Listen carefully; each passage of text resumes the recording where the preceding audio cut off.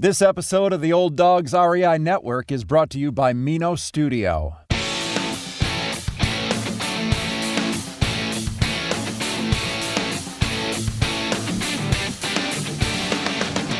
Welcome to the Old Dogs REI Network, where cash flow is king. Real estate investing, the means, so you can enjoy your retirement dreams. This is the show where we cut right to the chase.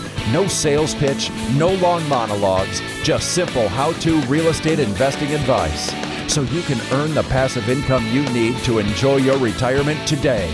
And now, your host and chief old dog, Bill Manassero. Hello, old dogs, and welcome to Fun Facts Friday. This is our once-a-week, only on Friday show, where we have special episodes not featuring guests, where I will share tricks, tips, terminology, and techniques that will help skyrocket you to real estate investing success. Today's topic is remembering our why. But before we get started, I just like to say, hey, you guys, I hope you're doing well out there, and I hope that you are finding good deals and making this real estate investing thing work. I know it can be a challenge, and I know that there are definitely a lot of factors that can discourage, but hey, I've been sticking it out. You guys can do it too. It definitely is worth it when you've stuck with it, and that's just the key to it. I really think that has really been the number one thing that stands out of all these interviews I've had with so many different people. It's the people who persisted. Those are the individuals that really succeed. So no matter what you're faced with, keep moving forward, and you know it's going to work out. Well, let's move on to our tip of the week here. Schedule 5 important things today. Okay, what does that mean? Well, what I mean are basically 5 important things. Now, it may be real estate or business related, but I'm talking about the really important stuff. Okay, so I'd say there's some rules to this. Rule number 1 is 5 things that have absolutely nothing to do with your work, real estate, or real estate investing. Okay. Number 2, these things that you schedule must make someone other than yourself extremely happy. Okay. So I know this sounds kind of odd, but hey, sometimes that's just what happens with this old dog here. But so, you know, some people say, you know, learn to be appreciative and thankful. And I agree with that. I think we should be thankful, and we should take time to think about all that we have, especially, you know, those of us that are living in America here, and so many blessings that come with this country, and you know, having a family and all the other things that we have to be thankful for.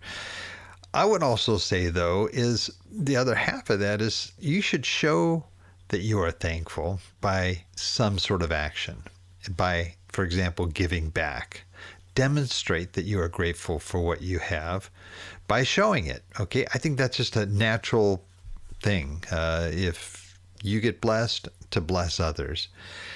And some of the things I'm talking about is just, you know, I tend to live by my schedule and all the things that I have at certain times. And sometimes the only way I can plug in those important things, quote unquote here, are by plugging it into my schedule.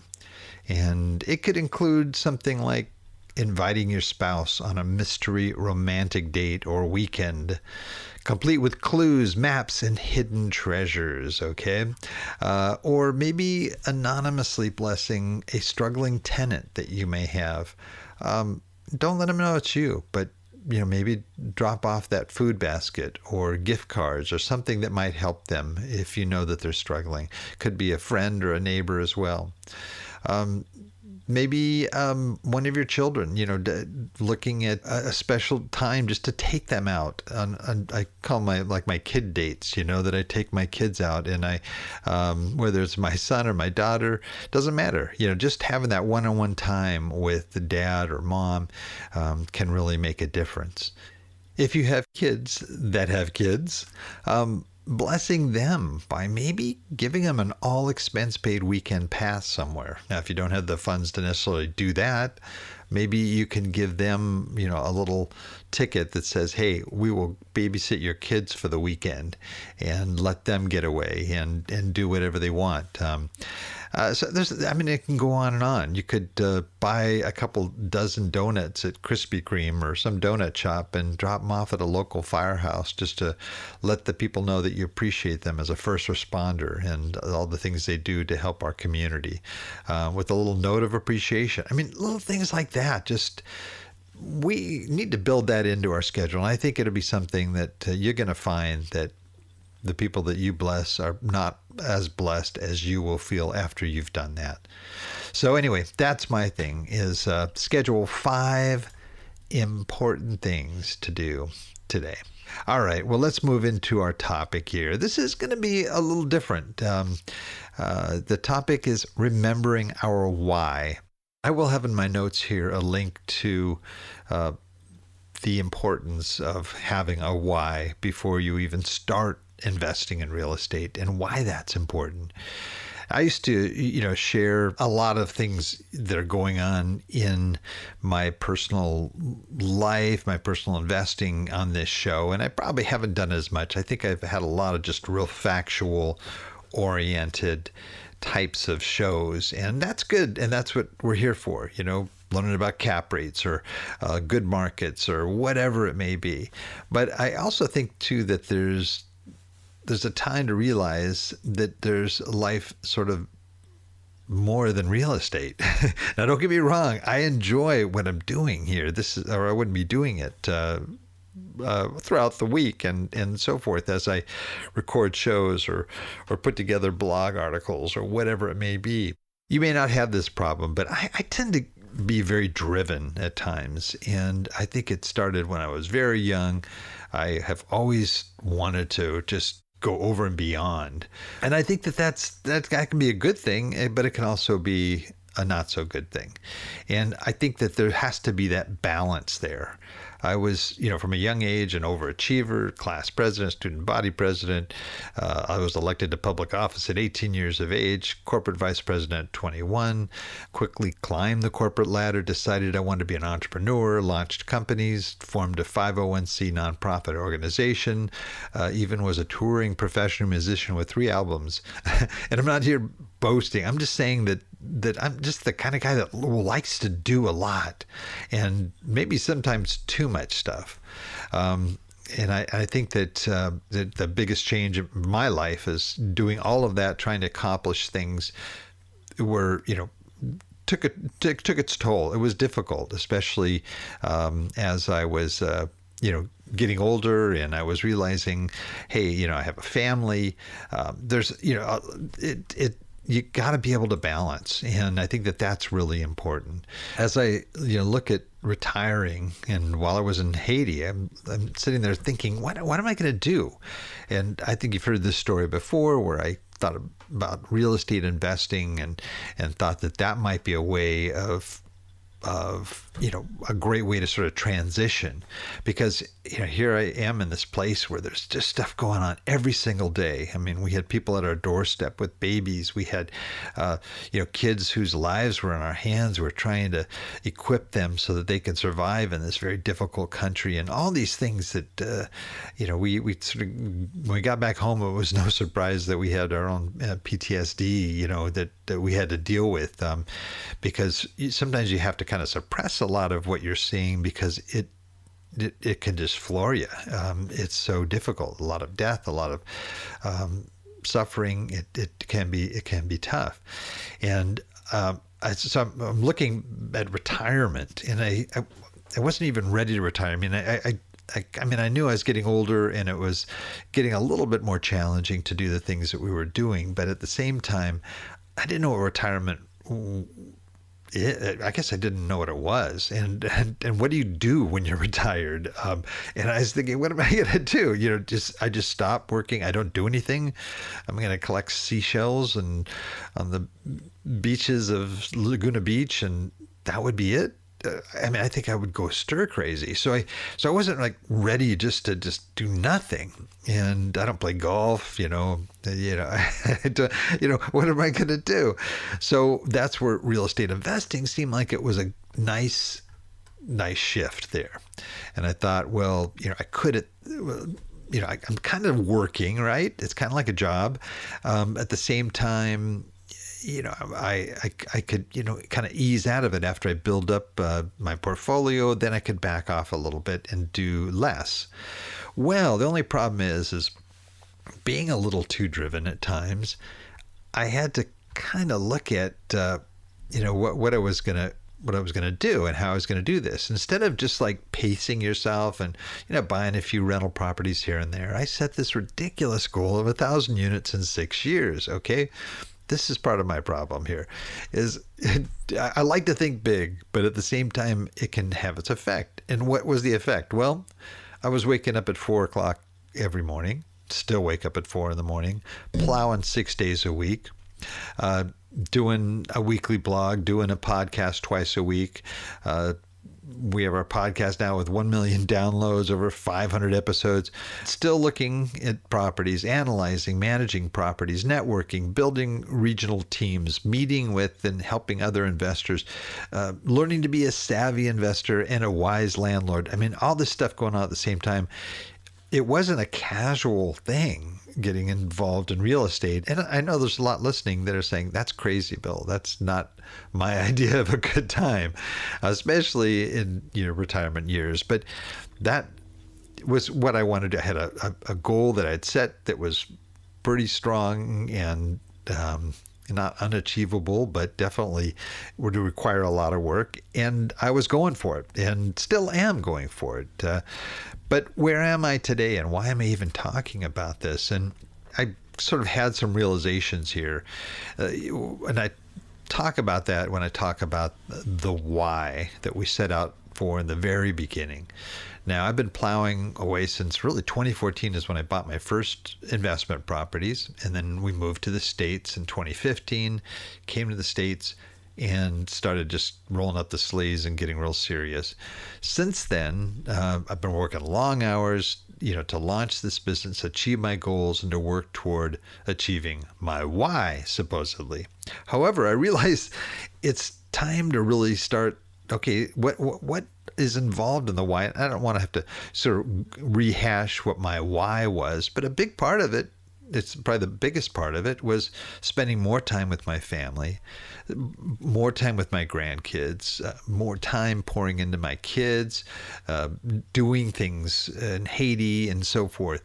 Well, I've been working so hard all these years here that I really have not really done a lot on my why. And so where does that bring me today? And I think, and I'm only sharing this because you may be dealing with similar issues on your side, setting your goals and trying to achieve them. But the idea is we can't lose sight of our why. And I think I was losing sight of my why. I was putting so much time in my work that I'm missing quality time with my grandkids, with my own kids, with my wife. So I started changing and shifting gears. I mean, as we're approaching our number of units that we want, great. But now we have to look at applying it and actually living out that why. So I have been selling off my smaller properties, building my reserves, still looking for properties, but not as aggressively as I was before, upgrading and stabilizing the existing properties and getting them ready for sale if I choose to go that direction, or to be able to use them to leverage into other properties. But what about my why? And I'm realizing, as I get closer to the goals that I've set, that it's, it really is time to start living my why. Helping my kids with their lives and career goals, spending more time with grandkids, attending football games. I have still one kid that's in school, and he's a junior. He wants to, be able to use his skills at football to get into a college or university. And so we're working together with him, and I'm trying to help him to get his stats up and to do all the things that he wants to do to be able to achieve that goal. I have a daughter getting married in August, and I know that those of you that have listened to that Why podcast know that giving my daughters the wedding of their dreams is one of my goals. But I want to not just give it to her; I want to be a part of it and help her out and encourage her and be there to talk with her and give her ideas and so forth.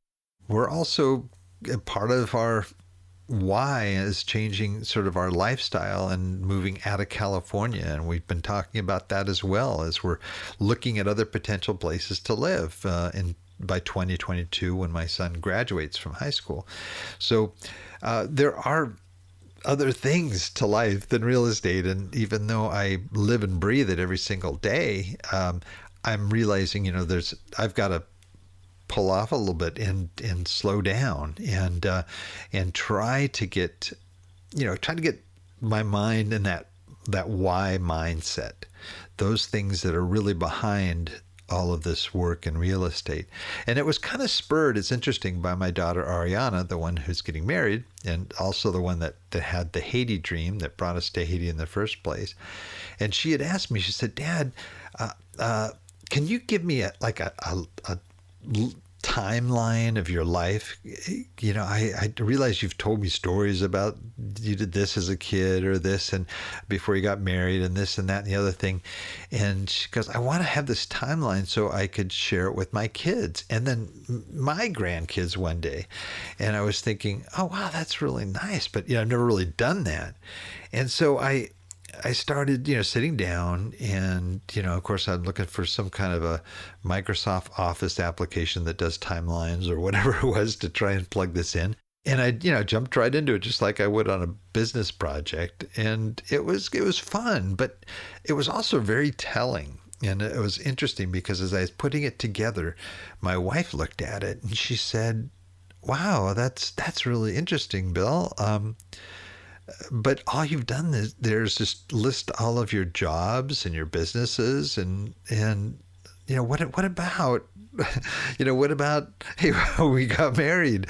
What about when we first met, our first date, our wedding date, the birth of our first child, baptisms and kids championship games and all this stuff. And I'm going, oh my gosh, it's true. I didn't put all these other things in there that were a significant part of my life, that are a significant part of my life.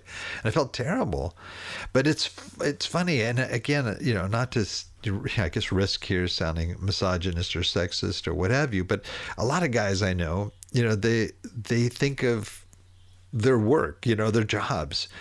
And that really kind of becomes our identity. And I'm sure there are gals out there too that feel the same way. But I feel that sometimes it's like 100% of our identity is our career, whatever that happens to be.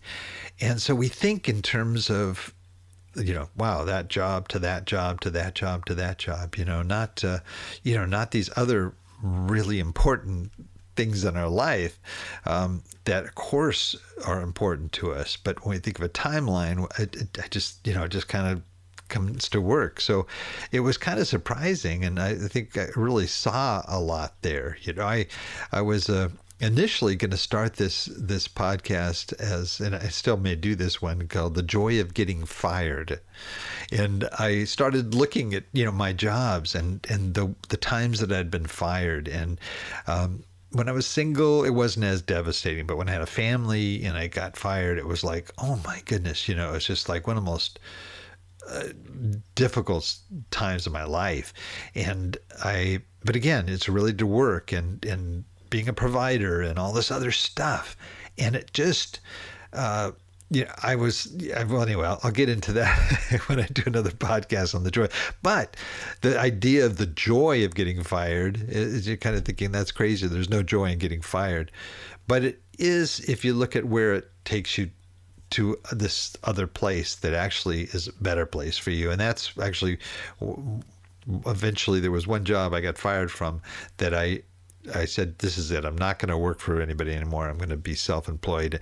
And that really started a whole new thing with me when I started my first businesses and so forth. Yeah, it crushed me, broke me. I just felt devastated when it happened.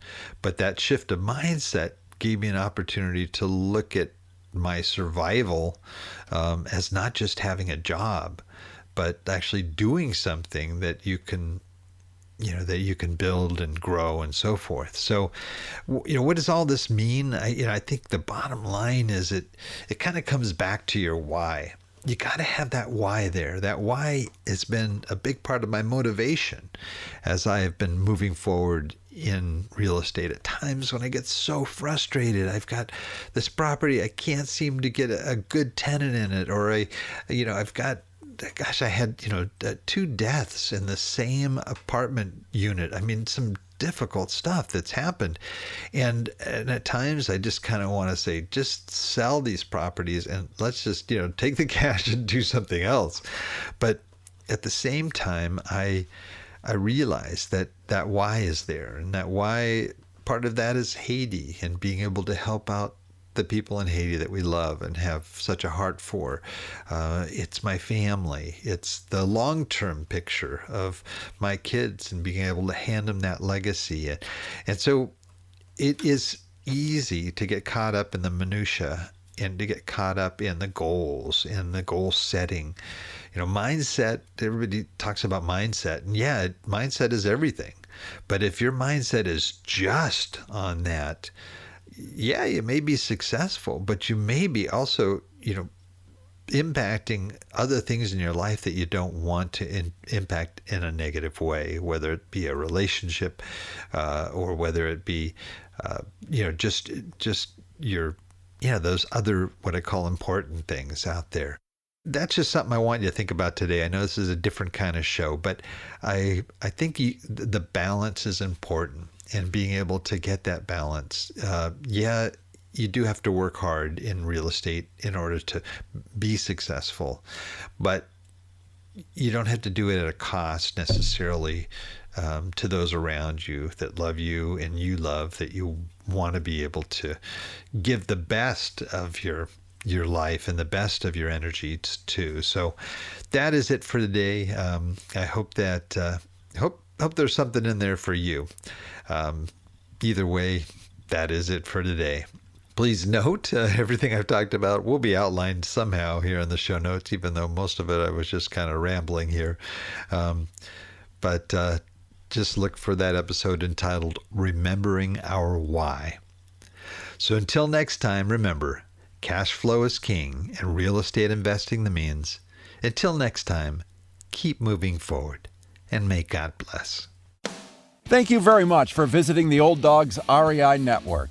We would greatly appreciate if you would stop by iTunes and let us know what you think of the show. We would love if you could subscribe to the podcast, give us a 5-star rating, and write a review. The more ratings and reviews we receive, the more visible the podcast will be to others. Thank you.